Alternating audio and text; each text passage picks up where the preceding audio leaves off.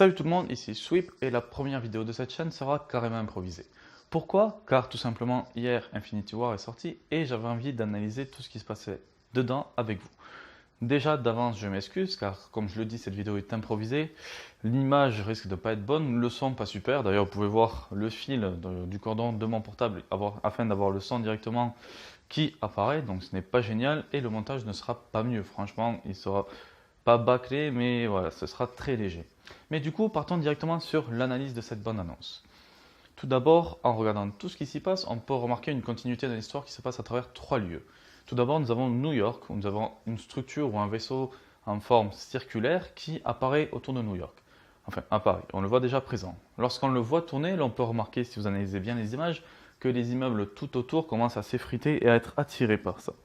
Je pense, moi, en fait, qu'il s'agit un peu comme pour ceux qui connaissent la série de Stargate, à une porte des étoiles. En fait, je pense que les mouvements de la machine vont créer ce qu'on appelle un pont gravimétrique,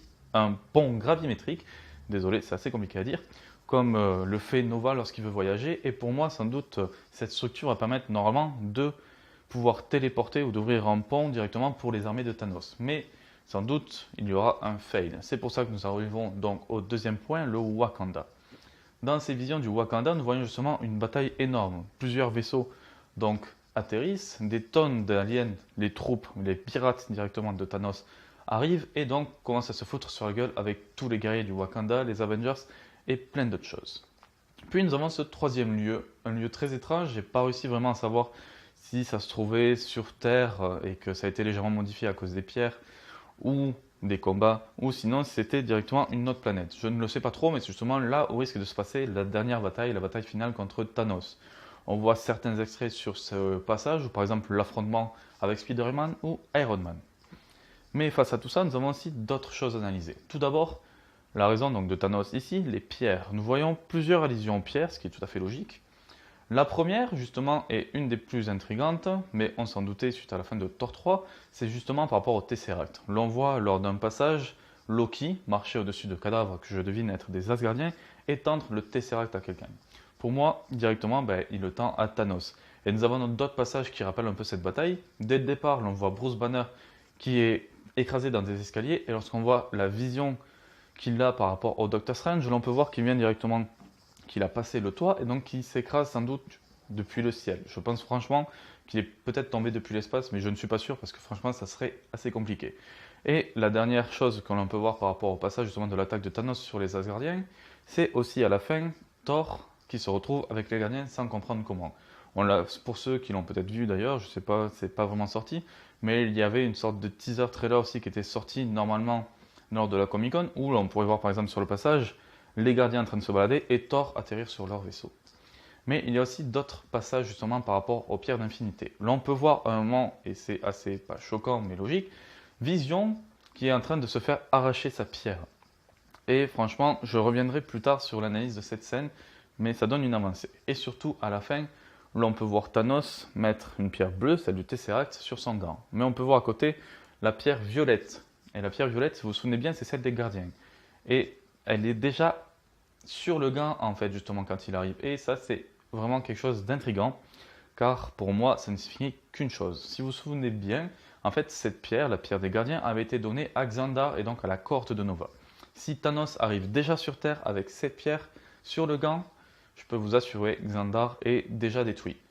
En tant que fan, ça me rappelle un peu Annihilation, où justement tous les Nova et Xandar étaient détruits, ce qui pourrait être une bonne initiation pour l'avenir du MCU de faire apparaître le Nova. Mais c'est surtout, voilà, je ne sais pas s'ils le montreront pendant le film, mais voilà, Xandar est détruit, pour moi c'est sûr. C'est quasiment impossible qu'il l'ait récupéré sans tout détruire, surtout quand on le voit comment il arrive sur Terre avec toutes ses troupes. Donc voilà pour ce qui est du coup des gemmes. On ne voit pas les deux autres gemmes, enfin l'œil d'Agamotto, on ne le voit pas se faire arracher, et du coup le Docteur Strange a toujours quand même son collier.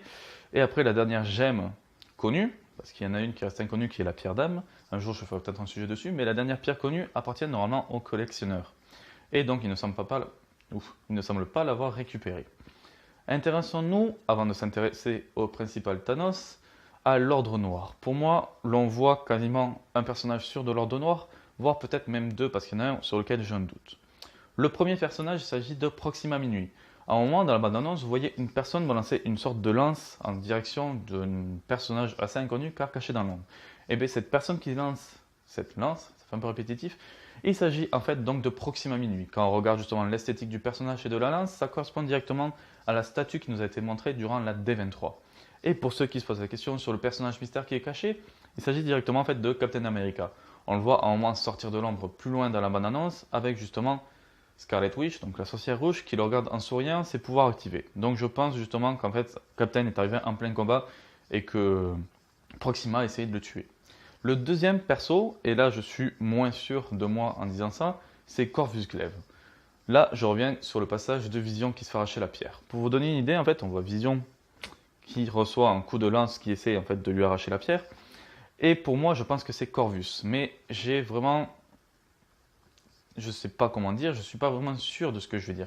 La lance qu'il utilise pourrait lui correspondre, mais le problème c'est qu'avec l'image de la statue de Corvus qui a été montrée à la D23, le bout de lance correspond plus à un peu la lance de Loki, mais genre plus archaïque, qu'à ce que devrait posséder normalement Corvus. Et après, par contre, c'est justement au niveau des pieds, ça me fait penser un peu à lui, et j'ai l'impression qu'on peut voir une sorte de toge ou de cape tomber un peu comme Corvus pourrait le porter.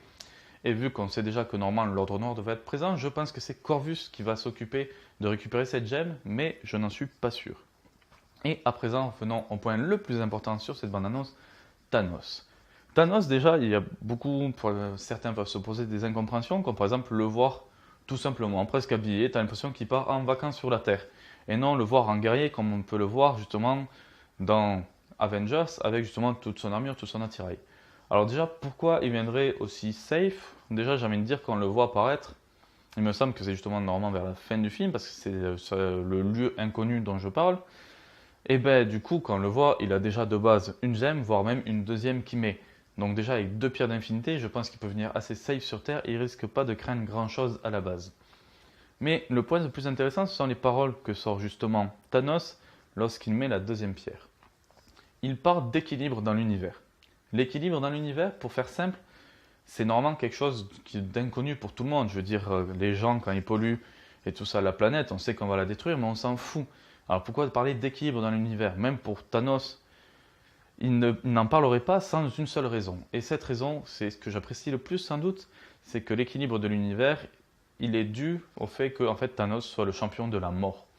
Et cet équilibre, en fait, on le voit souvent dans les comics et j'en parlerai plus tard, c'est justement qu'il y a un champion de la mort et un champion de la vie qui s'affrontent justement pour essayer qu'il y ait un équilibre, que la mort ne commence pas à envahir l'univers et qu'il n'y ait plus assez de vie pour survivre, ou qu'il y ait trop de vie et que la mort disparaisse.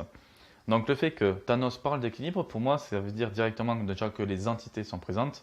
Certes, oui, il y a une entité, enfin une race que l'on voit apparaître qui fait partie des entités, ce sont les gardiens, mais ce sont les seuls qu'on voit. Sur nulle part, on voit bien une tête de Céleste, mais ça, ce sont des entités raciales, je présenterai tout ça plus tard. Mais voilà, tout ce qui est entité unique comme la mort, je n'étais pas sûr que ça puisse apparaître, et quand je le vois parler de ça, pour moi, les entités existeront. La mort sera là, et le problème, c'est là où je me pose une question, c'est est-ce que la mort sera juste présente comme ça, ou justement est-ce qu'on la verra apparaître? Parce que la mort a vraiment une grande place dans l'histoire de Thanos. Donc voilà, il y a beaucoup d'interrogations, mais il y a beaucoup de choses qui ont l'air très intéressantes dans ce film. J'espère que ce petit décortiquement de cette bande-annonce, les petits éléments que j'ai peut-être pu vous donner, vous auront intéressé. Sur ce, je vous dis ciao tout le monde, et normalement pour la première vraie vidéo, ce sera en janvier 2018. Ciao tout le monde.